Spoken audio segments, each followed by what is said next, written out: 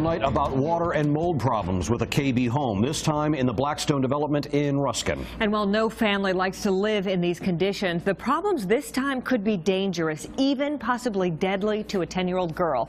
She's recovering right now from a bone marrow transplant, and her mother called 10 News for help. Reporter Catherine Bursch is covering Hillsborough County and has more from the house that the mom calls a death trap.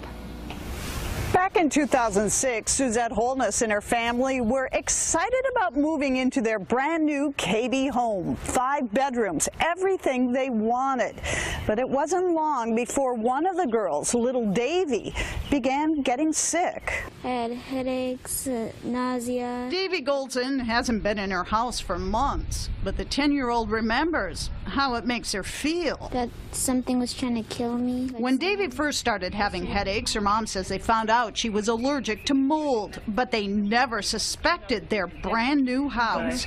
And then when Davy was diagnosed with leukemia in 2010, they had bigger worries: chemotherapy, relapses, and last January, a life-saving bone marrow transplant at All Children's. Came back home in March just to have her getting sick all over again, saying, my head hurts, I can't breathe. Holness had noticed cracks in her stucco. I see cracks over here. But it wasn't until she saw this 10 News report about water intrusion and mold problems at another KB home community that she realized why Davy might be getting sick.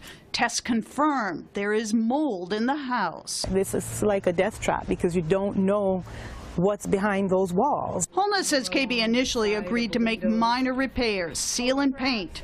But when she insisted on mold remediation and sent them this letter from Davy's doctor where he writes that infections from mold could, quote, potentially kill her, Holness says KB stopped communicating. No response. Everyone has just dropped it and they've walked away. As for Davy, she'd just like her health back and her room. With my toys. The family would be willing to move back to the house if absolutely all the mold could be removed and the water problems fixed. What they won't do is anything that would jeopardize Davy's health. Reporting from Ruskin, Catherine Bursch, 10 News. Now, in